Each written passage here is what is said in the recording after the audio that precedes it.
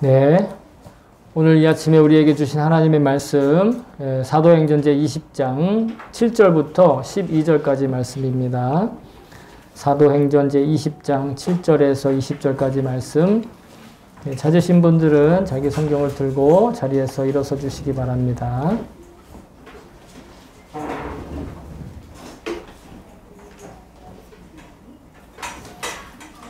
예, 다 찾으셨는 줄로 믿고, 그러면 다 같이 한 목소리로 받들어 읽도록 하겠습니다. 시작. 주간의 첫날에 우리는 빵을 떼려고 모였다. 바울은 그 다음날 떠나기로 되어 있어서 신도들에게 강론을 하는데 강론이 밤이 늦깊도록 계속되었다. 우리가 모인 위층 방에는 등불이 많이 켜져 있었다. 유두고라는 청년이 창문에 걸쳐 앉아 있다가 바울의 말이 오랫동안 계속되므로 졸음을 이기지 못하고 몹시 졸다가 3층에서 떨어졌다. 사람들이 일으켜보니 죽어 있었다. 바울이 내려가서 그에게 엎드려 끌어안고 말하기를 소란을 피우지 마십시오. 아직 목숨이 붙어 있습니다. 하였다. 바울은 위층으로 올라가서 빵을 떼어서 먹고 나서 날이 새도록 오래 이야기하고 떠나갔다. 사람들은 그 살아난 청년을 집으로 데리고 갔다. 그래서 그들은 적지 않게 위로를 받았다. 아멘. 주의 말씀입니다. 이제 모두 자리에 앉아 주시기 바랍니다. 예, 제가 설교를 위해서 잠깐 기도하겠습니다. 참 좋으신 하나님 아버지, 오늘도 이 귀한 시간을 저에게 맡겨주심을 감사와 찬양을 드립니다. 이 무익한 종을 정말 죄밖에 없는 이 육신을 그래도 주님이 사용하시고 주님의 그 귀한 거룩하신 그 말씀을 저의 입을 채워주심을 감사드립니다. 생각에 채워주심을 감사드립니다. 이 시간 제가 이 귀한 말씀을 감히 하나님의 백성들에게 전할 때 성령님께서 친히 역사하셔서 성령님께서 들려주시고자 하는 그 음성이 우리 각자에게 들려지게 하여 주시옵시고 먼저 말하는 저에게도 그 놀라운 음성이 들리기를 원합니다. 이 시간 온전히 주님께 의지하며 모든 말씀 우리 주 예수 그리스도의 이름으로 기도합니다. 아멘. 할렐루야. 아멘. 오늘도 여전하시고 변하지 않으시는 그 은혜와 사랑으로 정말 오늘 복되고 아름다운 주일을 허락해 주신 것을 믿고 주님께 찬양과 감사를 드립니다. 우리가 매일매일 정말 아무렇지도 않게 일상생활을 살아가고 있는데 실은 그것이 다 주님의 은혜고 사랑인 것을 정말 믿습니다. 그리고 그렇게 살아가는 태도와 감사의 고백이 바로 이 세상의 다른 어떤 사람들이 아닌 이 땅의 그리스도인들이 가지는 능력이다. 진정한 능력이다. 이렇게 저는 믿습니다. 특히 요즘 같은 시기에 더더욱 그러한 생각이 자주 듭니다. 게다가 이렇게 예배를 드릴 수 있는 것 자체도 참으로 기적이다. 이렇게 생각을 합니다.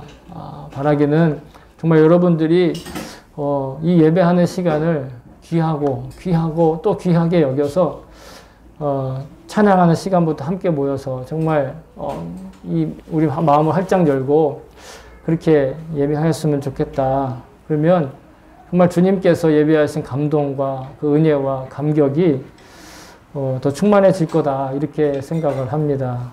여러분들도 그 감동과 감격으로 매주 예배를 드릴 수 있기를 다시 한번 주의 이름으로 축복합니다. 자, 바울이 이제 지난주 말씀에 연이어서 그 순례길, 그 전도 여행길을 잠깐 말씀을 드리자면 이 바울이 이제 그리스 지역, 그러니까 유럽에 처음 세워진 지역들, 제가 지도를 좀 보면서 말씀을 드리면 이게 지중해고 그리고 여기가 에게해라고 하는 그리스, 오늘날 그리스의 동쪽 바다죠. 이 동쪽 바다를 끼고 이쪽 유럽입니다. 유럽에 교회들이 많이 세워졌죠. 2차 전도 여행 때. 그 교회들을 다시 사도 바울이 지금 이제 에베소에서 한 3년 사역을 하다가 건너편에 가서 사람들을 격려하고 또 위로하고 복음을 믿는 것이 얼마나 정말 귀하고 복된 일인지에 대해서 다시 이제 생각나게 해주는 거예요. 중요한 건 우리가 복음을 잘 믿고 어떤 좋은 유익을 얻었느냐, 어떤 복을 받았느냐보다 더 중요한 건 하나님께로부터 받은 그 약속을 잊지 않고 붙드는 것이 사실은 더 중요합니다. 내가 얼마나 능력 있는 사람이 됐냐보다, 내가 얼마나 많은 것들을 누리게 되었느냐보다, 내가 어떤 간증을 가지고 있느냐보다 실은 내가 하나님이 기억하시는 사람이고 내가 그 복음을 믿을 만한 그런 자격은 없지만 그런 자리를 허락하신 그 하나님을 사랑하는 것, 이것이 우리에게 참된 능력이 되고 정말 이 혼란한 시대를 건강하게 살아갈 수 있고 능력 있게 살아갈 수 있는 성도의 특권이다. 전 그렇게 생각을 합니다. 그래서 그 격려와 위로로 사도 바울도 이 그리스 지역의 성도들한테 찾아간 거예요. 더더욱 그 시대에는 아무런 정보도 없으니까. 그리고 그들에게서 이제 이쪽 예루살렘이 여기 있는데 예루살렘에 있는 성도들에게 그 예루살렘의 가난한 성도들에게 구제 헌금을 좀 모금을 합니다. 그래서 그 모금한 돈을 가지고 원래는 이 남쪽 지역, 이 고린도 이 근처에서 배를 타고 떠나려고 했는데 지난주에 말씀드린 것처럼 유대인들의 어떤 음모가 있어서 다시 이 마케도니아 지방, 즉 북쪽 지방으로 갔다가 이쪽 건너편, 즉 여기 보시면 드로아라고 하는 도시에 지금 모여있는 상태인 거죠. 배경을 좀 알아야 우리가 좀 이해하기가 쉽기 때문에 제가 종종 지도를 통해서 바울의 여정을 이야기를 하고 있습니다. 그래서 원래는 에베소에서 각자 그 지난주에 말씀드린 그 7명의 동역자들이 몇 조로 나눠서 이렇게 한꺼번에 움직이지 못하고 처음에 누가 가고 그 다음에 누가 가고 나중에 또 바울과 누가 함께 가고 이렇게 해서 있다가 여기서 이제 모이는 거예요. 일단 집합을 해서 한꺼번에 움직이기 위해서 각자 출발을 했다가 그래서 드로아에서 바울과 바울의 동역자 일행이 같이 모여 있었어요. 그리고 첫 번째 주일을 맞이하는 겁니다. 그런데 여러분 오늘 본문의 시작을 어떻게 하고 있느냐면 그 주의 첫날이라는 표현이 나오죠. 주의 첫날. 오늘날 여러분 흔히 상식적으로 주의 첫날을 한 주간의 첫날을 보통 어느 요일로 다들 대체적으로 생각을 하죠? 네, 월요일을 보통 첫날로 생각을 많이들 합니다. 카렌다에도 보면 어떤 카렌다는 일요일부터 시작하는 카렌다가 있고 어떤 카렌다는 월요일부터 시작하는 카렌다가 있어요. 그리고 회사들도 대부분 월요일을 한 주의 첫날이다 이렇게들 흔히들 생각하는데 사실은 한 주의 첫날이 일요일인 오늘이 바로 한 주의 첫날이다. 우리는 그렇게 고백을 하고 있습니다. 오늘 성경에도 주간의 첫날이다 이렇게 얘기를 한단 말이죠. 근데 왜 주간의 첫날일까? 사실은 이것은 유대인들의 날짜 개념에서 왔어요. 유대인들은요, 토요일이 한 주간의 마지막 날이에요. 우리가 알고 있는 토요일이. 그래서 토요일 날 한 주의 마지막 날을 거룩하게 구별하여 안식일로 지켜요. 근데 유대인들의 안식일은요, 오늘 우리가 생각하는 것처럼 자정이 하루의 첫 시간이 아니라 예를 들면 금요일 날 밤에 해가 지잖아요? 그럼 그때부터 하루가 시작되는 거예요. 그래서 해가 뜨고 다시 해가 지는 토요일 밤이 되면 그러면 또 하루가 끝나는 거예요. 그래서 유대인들의 안식일 토요일은 금요일 밤부터 시작해서 토요일 해지기 전까지. 그러니까 대부분의 시간은 낮의 시간은 토요일이겠죠. 그러니까 그 토요일이 유대인들의 안식일이에요. 그러니까 그날은 한 주간이 끝나는 시간이에요. 다시 말해 다시 반복되는 한 주간의 시작은 언제냐? 오늘날 우리가 일요일이라고 부르는 오늘이 한 주간의 첫날이 되는 거예요. 한 주간의 첫날뿐만 아니라 또 안식 후 첫날이라는 표현도 많이 있어요. 유대인들은 안식일을 쉬고 안식일을 율법적으로 지키는데 우리는 토요일이 아닌 주일에 예배를 드리죠. 그리고 그것을 안식일이라고 부릅니다. 사람들이 좀 헷갈릴 수 있겠죠. 그래서 제가 단어적으로 정리를 해드리면 문자적인 안식일은요. 잘 들으세요. 문자적인 안식일, 율법적인 안식일은 언제냐? 토요일이 맞아요. 율법적이고 문자적인 안식일. 그러면 질문하겠죠. 그러면 당신들은 율법을 어기지 않느냐. 그런데 우리의 고백하는 안식일은 문자적, 율법적 안식일이 아닌 신앙 고백적 안식일을 지켜요. 이 신앙 고백적 안식일이 바로 안식 후 첫날인 주일, 곧 일요일이 우리의 신앙 고백적 안식일이라는 거예요. 만약에 우리가 문자적이고 율법적인 안식일을 지키려고 한다면 토요일에 모여 예배해야 되는 거예요. 아니면 금요일 밤에 모여서 예배를 한다든지. 그러나 성경은 분명하게 우리가 신앙 고백적 안식일을 지키도록 가르쳐주고 있어요. 오늘 본문에 나와 있는 그 주의 첫날, 즉 한 주가 끝나고 새로운 한 주가 시작하는 첫날인 오늘 예배를 드리고 떡을 때려 모였다 이렇게 얘기하고 있습니다. 그런데 그리스도인들이 율법적인 안식일을 모여서 예배 드리지 않고 신앙 고백적으로 일요일에 모여서 예배를 드리는 그 역사가 있는데 그 역사를 다 이야기를 하자면 하루를 다 써도 모자랄 판이에요. 결론적으로 제가 말씀드리면 예수님께서 안식 후 첫날에 부활하신 것이 드러났어요. 안식 후 첫날에 그 새벽에 부활하셔서 제자들을 만나시고 여인들을 만나주셨다라는 거예요. 그래서 우리는 문자적이고 율법적인 안식일을 지키지 않고 어떤 안식일을 지킨다? 신앙 고백적 안식일을 지키는 거예요. 신앙 고백적 안식일. 우리의 신앙에 근거한 안식일을 지킨다라는 거예요. 율법과 문자의 안식일이 아니라. 이건 놀라운 거죠.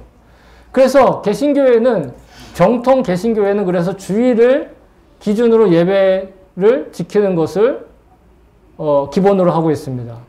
근데 어떤 교파는 구약 성경에 나와 있는 대로 우리가 안식일을 지켜야 된다.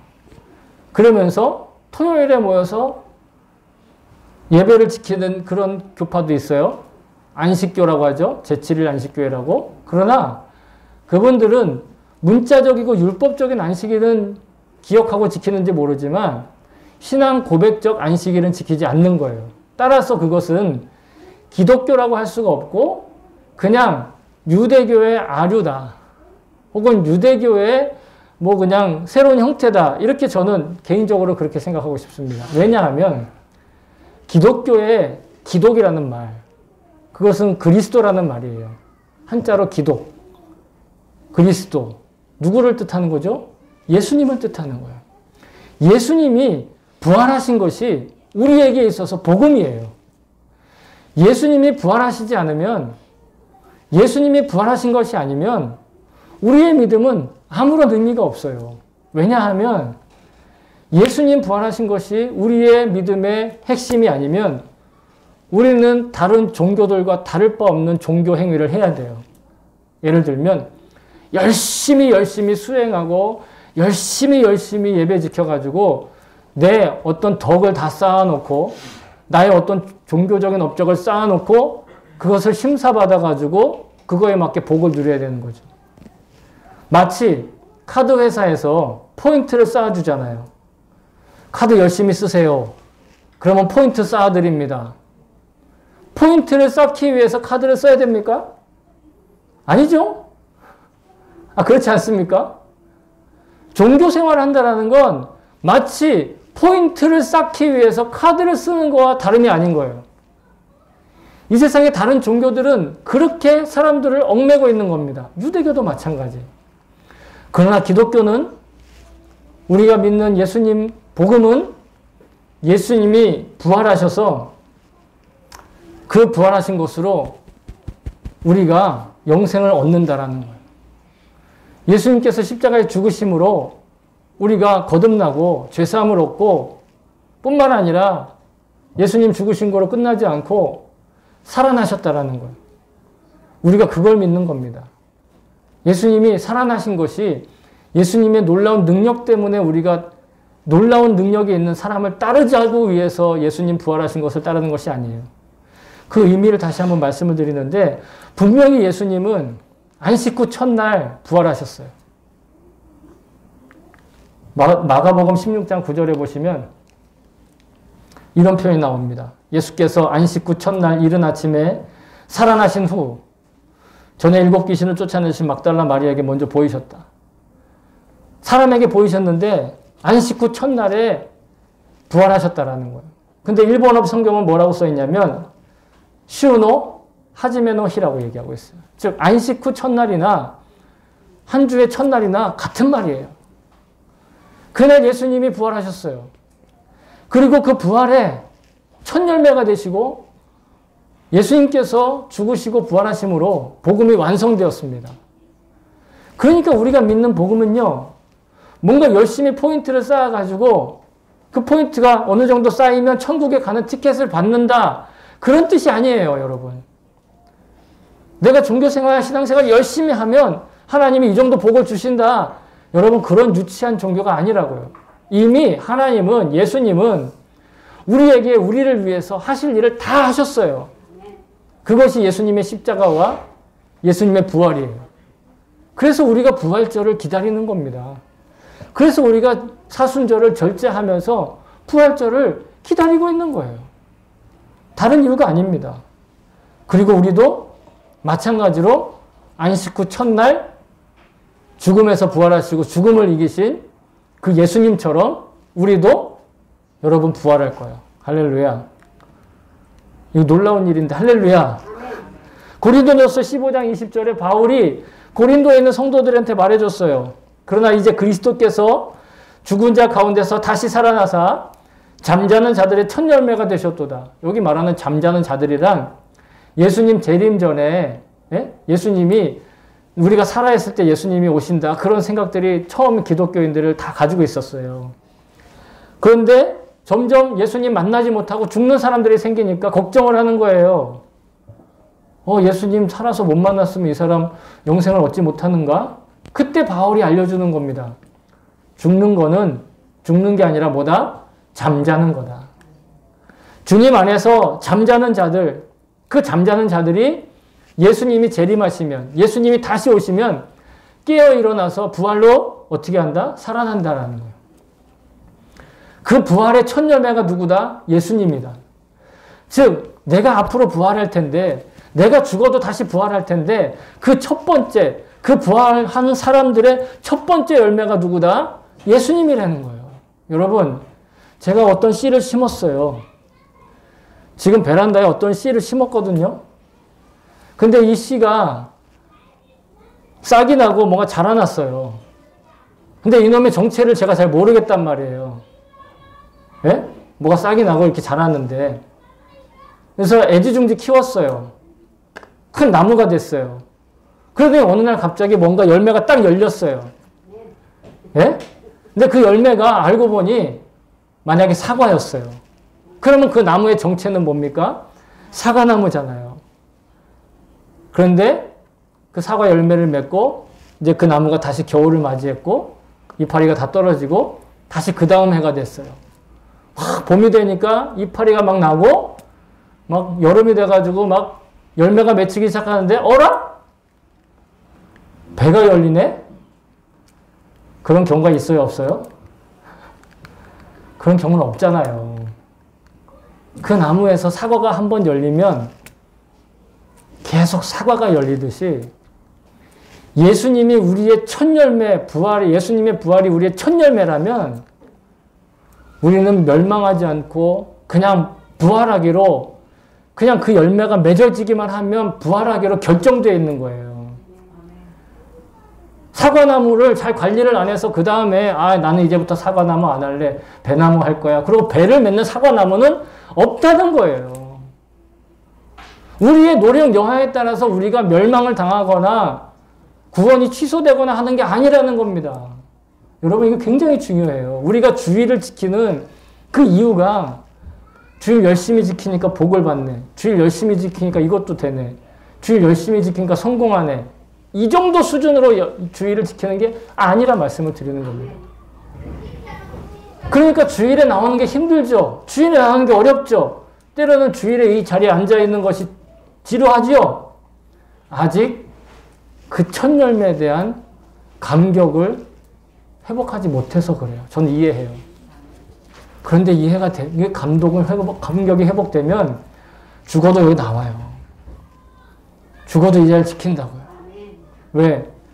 예배를 통해서 내가 뭔가를 얻은 게 아니라 이미 내가 얻었기 때문에 예배를 통해서 고백하는 거예요. 감사하다고.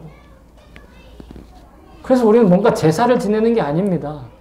뭐 제물을 드리는 게 아니에요. 그냥 감사의 예물을 드리죠. 그 감사의 예물로 교회가 유지되니까. 여러분 예수님께서 우리의 부활의 첫 열매가 되셨다. 여러분 이 고백을 기초로 해서 우리가 주일에 예배를 드리는 겁니다. 그러니까 그걸 인정하는 사람만 이 자리에서 예배를 드릴 수 있는 거예요. 그렇지 않으면 내 형편이나 내 마음이나 물론 어쩔 수 없는 그런 상황이 있을 수 있어요. 예배에 못 나오는 그런 상황이 있을 수 있습니다. 그러나 그것이 아니라 자기 의지로 예배 별로 중요하지 않다. 나 그 정도 뭐 이제 옛날에 열심히 예배 나갔는데 나 이 정도 이제는 그 정도 하지 않아도 살만해. 이런 식의 의식을 가지고 예배 드리는 거 아니라는 말입니다. 죄송합니다. 갑자기 흥분해가지고 제가 통역하시는 분을 배려하지 못하고 막 얘기를 했는데 여러분 우리 주일 예배가 얼마나 중요한지를 주일 한 주일의 첫날을 구별하여 예배 드리는 것이 얼마나 중요한지를 제가 지금 말씀을 드리는 거예요. 자 오늘 그리고 주일에 본문에 보니까 바울과 그 일행들이 무엇을 하기 위해 모였느냐면 떡을 때려 모였어요. 떡을 때려 모인다. 신약 성경에 기록한 떡을 뗀다라는 표현이 특히 사도행전에 이전에도 한번 나왔었던 적이 있거든요. 그래서 제가 설명을 드린 적이 있는데 떡을 뗀다 혹은 빵을 뗀다 이것은 당시 그 사람들은 여러분 인도 식품점에 가면 난이라는 거 있잖아요.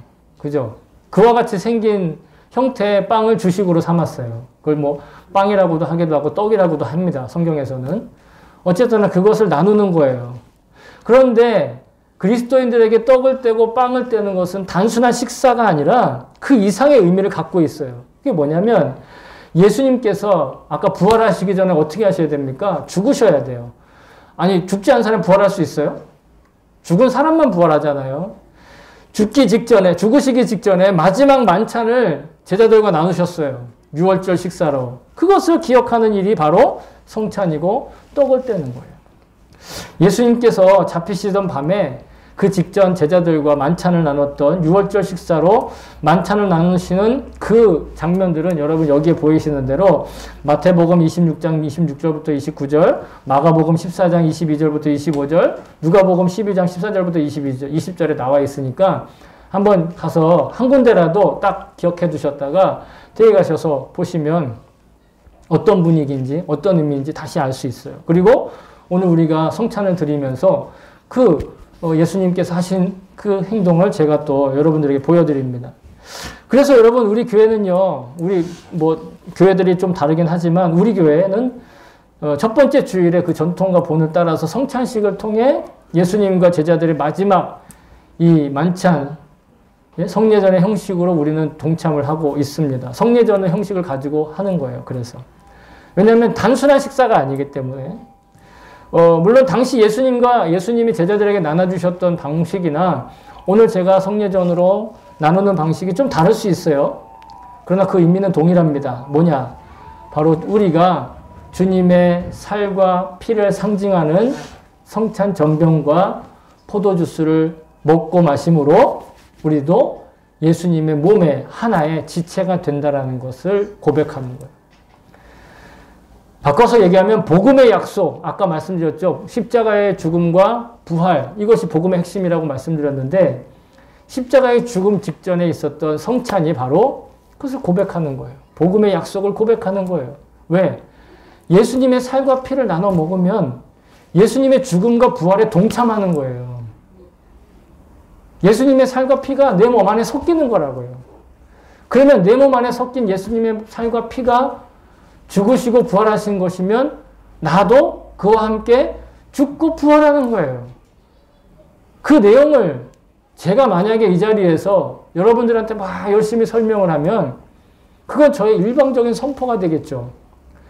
그런데 예수님께서 하신 그 행위를 이 자리에서 예배적인 어떤 모습으로, 그때와 똑같은 거 재현할 수는 없으나 예배와 같은 모습으로 해서 여러분들이 이 자리에 이렇게 예수님의 몸과 예수님의 피를 먹고 마시면 어떻게 하느냐? 제가 선포하는 것이 아니라 우리 스스로가 자신의 몸에, 자신의 인생에 그 메시지를 전하는 거예요. 그러니까 단순히 식탁의 자리, 식사의 자리가 아니라 예수님의 그 복음의 메시지를 내가 내 스스로에게 전파하는 거예요. 얼마나 놀라운 일입니까? 그래서 사도 바울은 이렇게 고린도의 성도들한테 이렇게 얘기했어요. 너희가 이 떡을 먹으며 이 잔을 마실 때마다 주의 죽으심을 그가 오실 때까지 전하는 것이니라. 그 성찬에 참여하는 그 자체가 바로 전도고 선포고, 좀 어려운 말로 하면 캐리그마라는 거예요. 캐리그마. 선포라는 말이에요. 제가 복음을 선포하듯이. 그 성찬에 참여하는 자체가 자신에게. 그러므로 우리의 주일 예배와 우리의 성찬은요, 거룩하면서도 감동과 감격의 은혜로운 시간이 되어야 하고 실제로 그렇게 된다라는 거예요. 우리가 느끼든 느끼지 못하든. 느끼면 제일 좋겠지만, 그 감동이 느껴지면 제일 좋겠지만 느껴지지 않더라도 괜찮아요. 상관없어요. 예수님의 성찬이 그렇게 값어치가 사라지는 건 아니에요. 아무리 사람들이 부인해도 복음의 약속은 언제나 확실하거든요. 그래서 바울이 뭐라고 얘기하느냐? 그러므로 누구든지 주의 떡이나 잔을 합당하지 않게 먹고 마시는 자와 주의 몸과 피에 대하여 죄를 짓는 것이니라. 그러니까 성찬을 함부로 함부로 여기고 가볍게 여기면 그게 바로 주님의 몸에 죄를 짓는 것이다.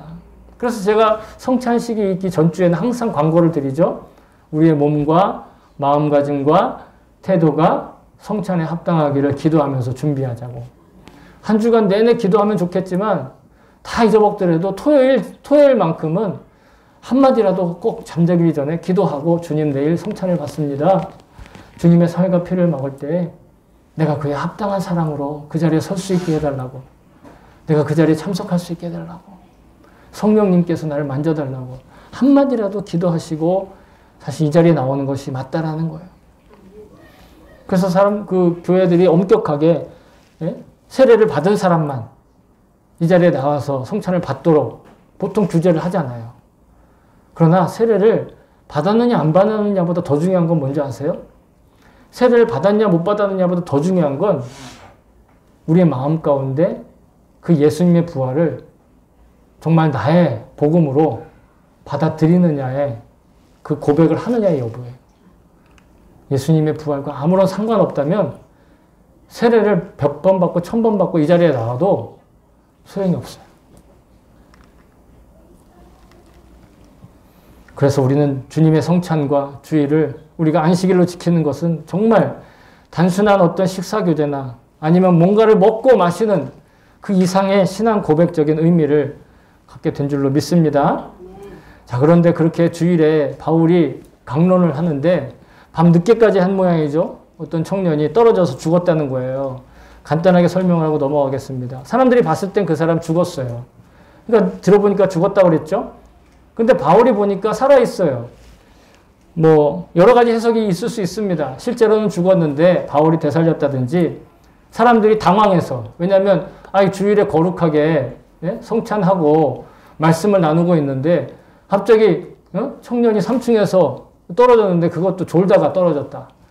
그 얼마나 당황스럽겠어요. 죽은 줄 알았는데 실제로는 그냥 바울이 보니까 바울이 당황하지 않은 바울이 보니까 살았다고.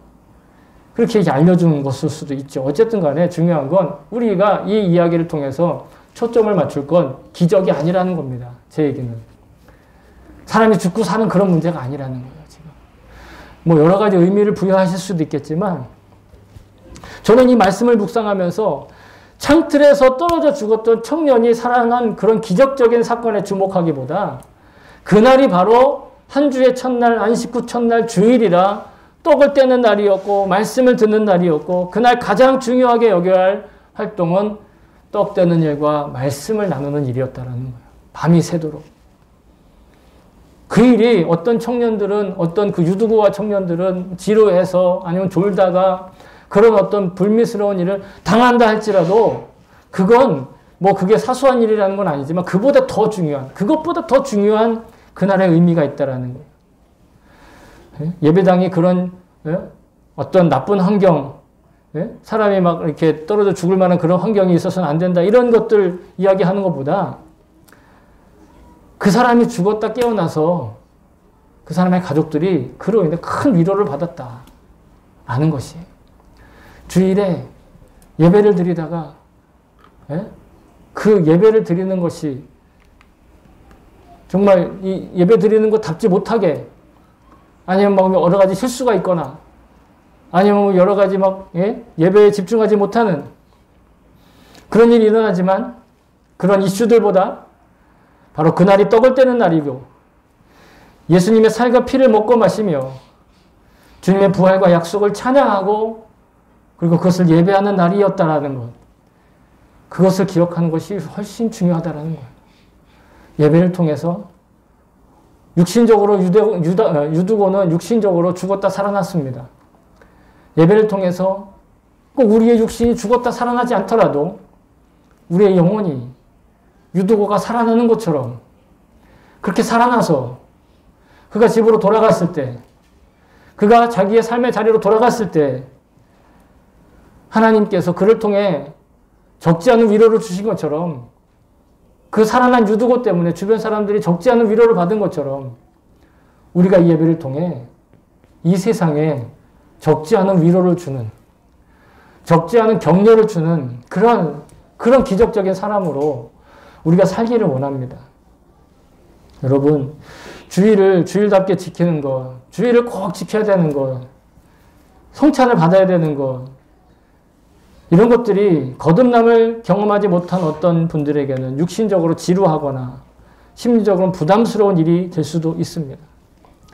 비록 늦은 밤까지 이어지는 설교를 듣는 중에 졸다가 창틀에서 떨어져 상식적으로는 죽었을 사람이 죽지 않고 살아나서 가족들에게 격려가 되고 위로가 될 수 있다면 여러분 참 좋겠습니다.